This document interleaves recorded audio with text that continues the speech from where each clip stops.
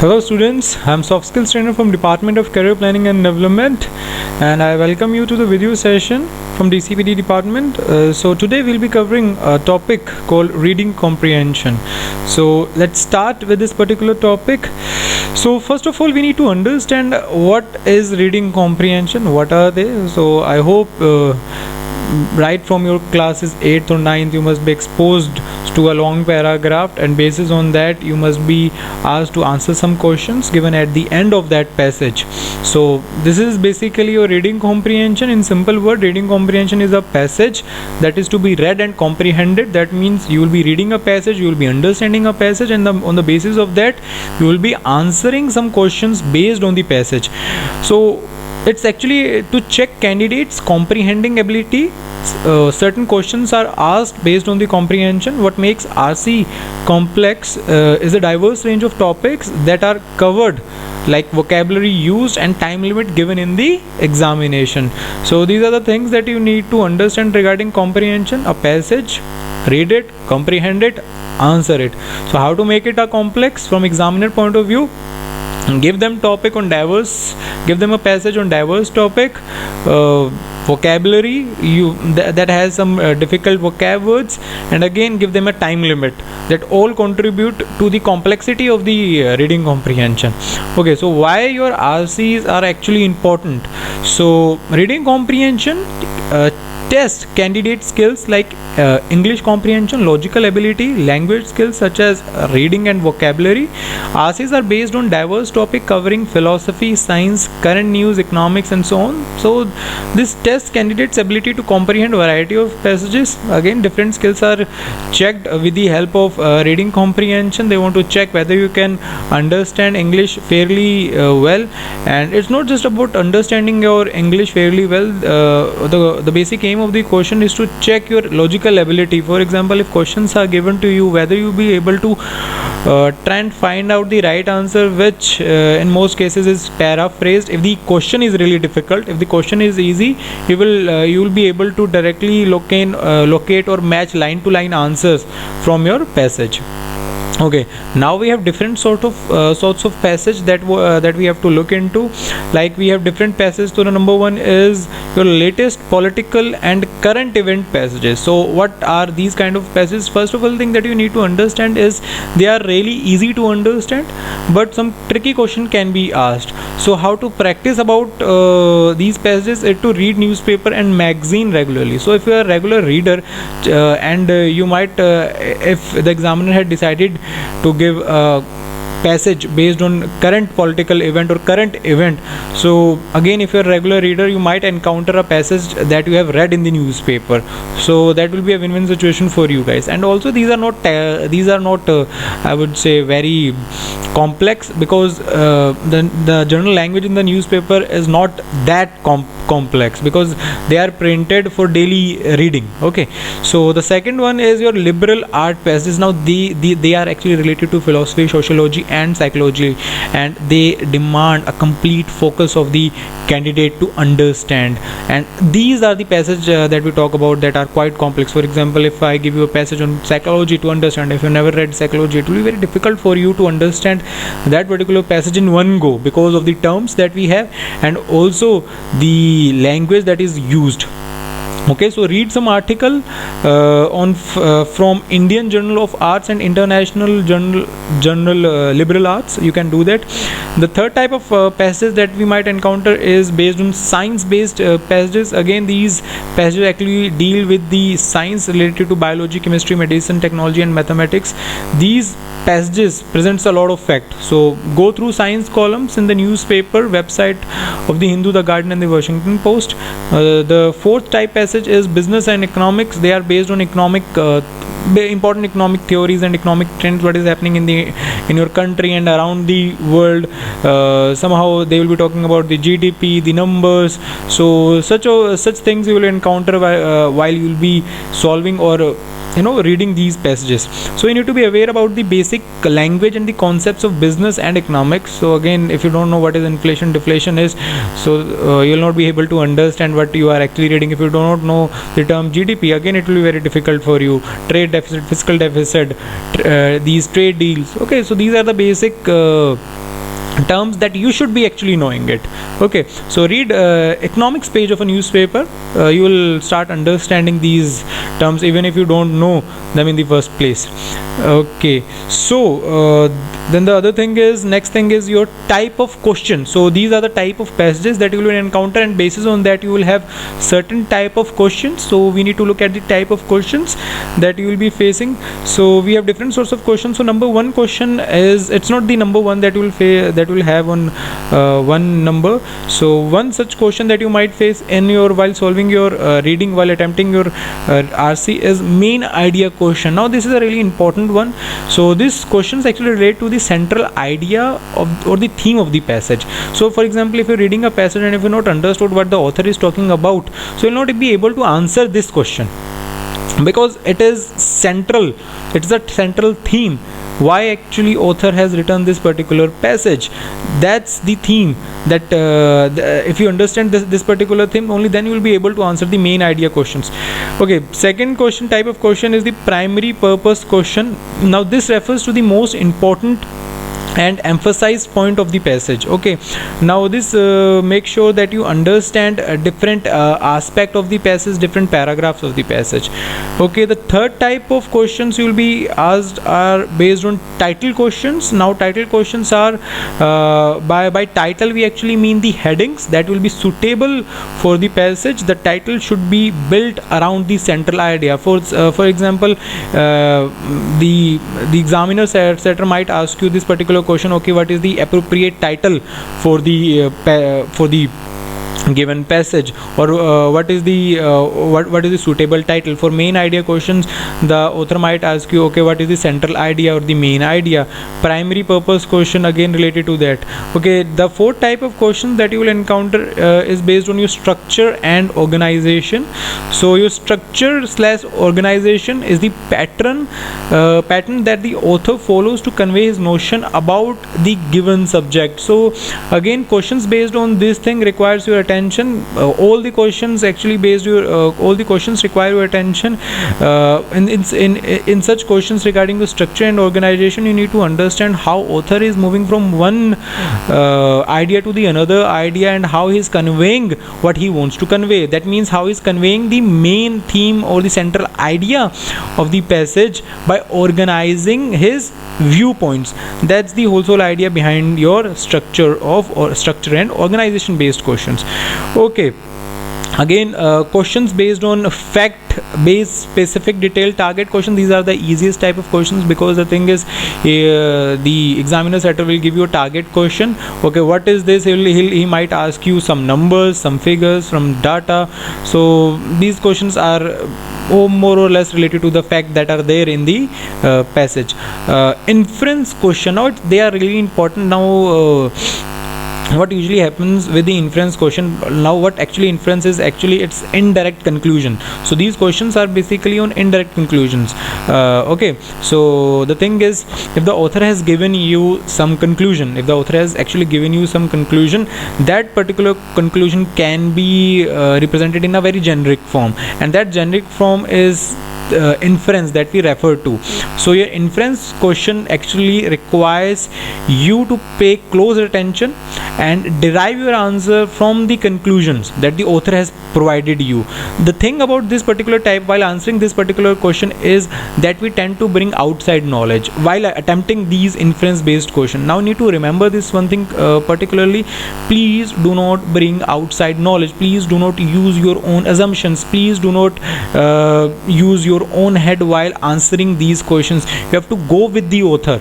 I'll be repeating this thing and again that you need to go with the author, with the idea of the author, how author is organizing his viewpoints. You don't have to use your own brain. Okay, what can be okay according to you? You don't have to use that. You don't have to use your own imaginations in that. So that's why inference based questions are actually kind of tough when it comes to answering these questions. Okay, the last is your vocab based question. Okay, if you have good vocab, it's okay, but if you don't try and crib over them. But whenever you will be facing some question on your vocab, that means that they'll be asking you the meaning of a word, phrase, synonym, or opposite to the word, that is your antonym. So if you read that particular line containing that vocab or phrase, so you'll be able to answer that particular question. So these are the type of questions: main idea question, primary purpose, title question, structure and organization, fact based, inference, and vocab based. These are the 7 type of questions that I covered you. Now I have covered types of questions, so I'll be covering type of options as well, to tell you the fact that at times, if you understand what type of options are there, you'll fairly sail easily through your reading comprehension, because at times students are actually focused on the question. They don't end up focusing on the answer. Okay, what type of answer is this? If you can try and understand, okay, this is this type of option, this type of option, you'll be able to eliminate, let's say if you have 4 options or 5 options, you'll be eliminate 2 or 3 options and will be left with only 2 options that you have to consider. Okay, so you need to know what type of answer options that you will be having. So here are basic option types. So number 1 is out of scope option. So these options or answer options are beyond the scope of the passage. That means outside knowledge is brought into this particular, for framing this answer option. Okay, so the second type is your extreme option. And now I want to give you example for that. For example, in the passage, the author has written, it may happen this way, it may happen this way, it might be done this way. So he is not actually sure. He is not giving you this particular thing that he is sure about, that this will happen this way only. So he is using these words may and might. So that shows that author himself is not sure about things. But in the option you will see options, answer options such as it will happen, it will never happen, so it cannot happen. So these sorts of answer, we call them as extreme answer. Either they will or they not.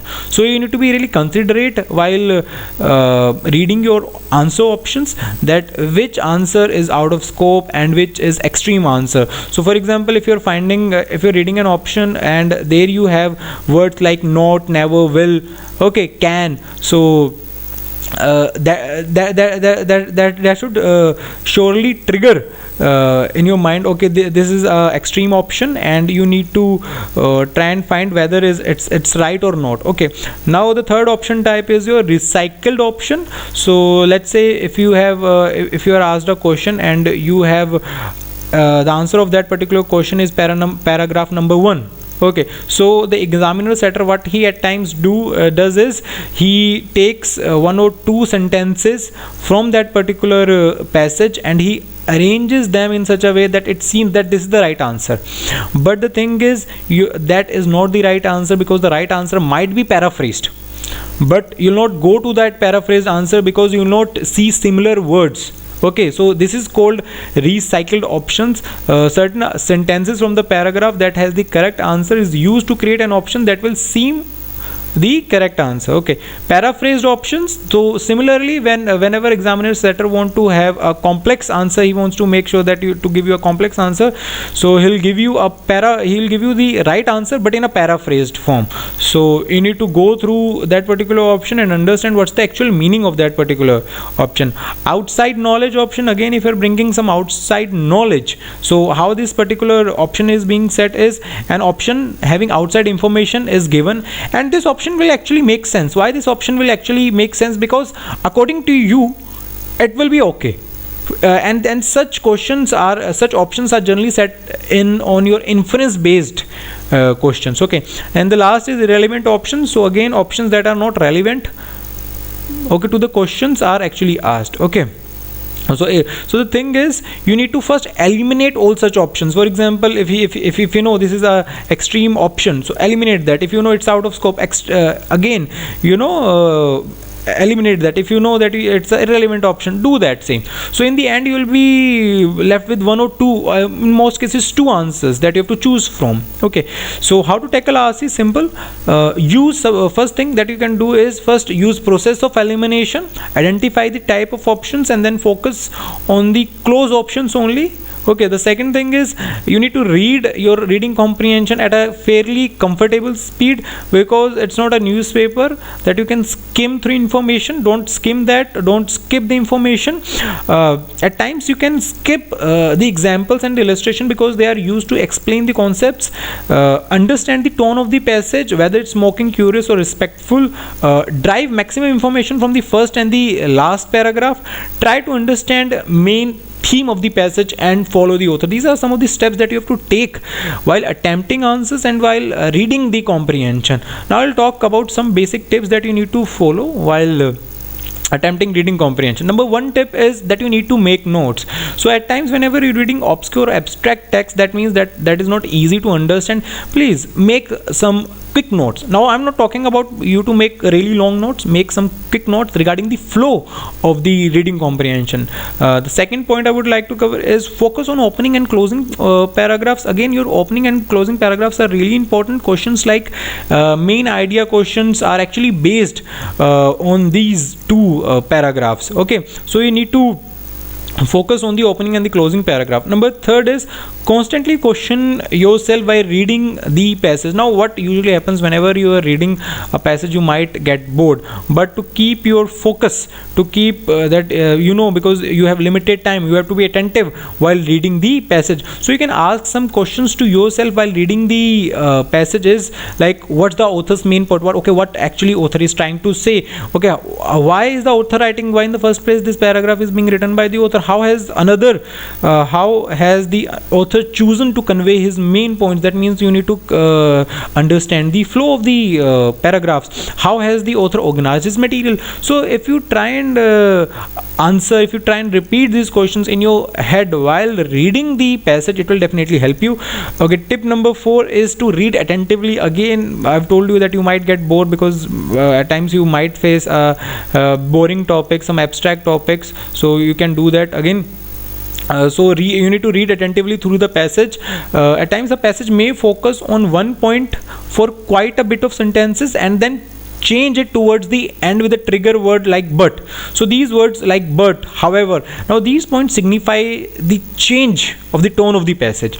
So if you are actually skimming through the passage, you might miss these trigger words. So you need to be really attentive. You need to read the complete passage. Okay, do not try and memorize. At times students, what they do is they try and memorize things. So you cannot memorize every single thing. You cannot memorize every single fact. For example, if you need to answer question based on fact, you can actually come back to answer the question to find the right answer. Okay, do not try and memorize. Do not overemphasize on vocabulary skills for hours. For example, let's say, okay, you have a good vocab, that's good, but if you don't have good vocabulary, please don't put yourself under stress in this particular area. Try to understand the gist of the passage and do not get stuck on particular points. Okay, because the thing is, at times students, when they start reading a passage, they do not understand one or two words, they get confused and they actually get stuck on that particular word only. So don't do that. Skip that particular word and move forward. It's important you to understand the gist of the paragraph. Okay, tip number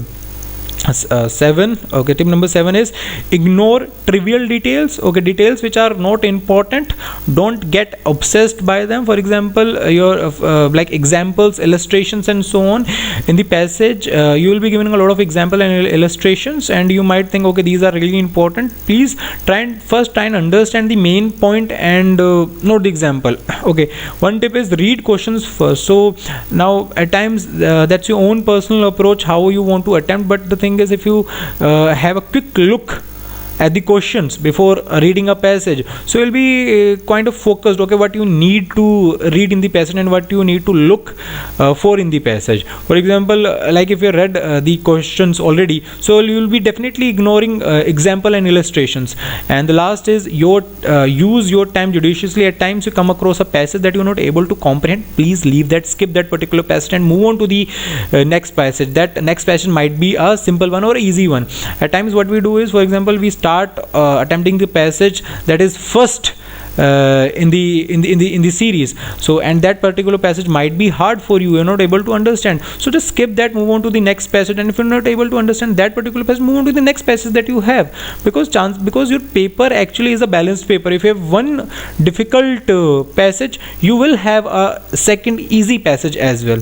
Okay, I hope you have understood the basic things that you need to consider while attempting reading comprehensions. I'll thank you for your time. Thank you.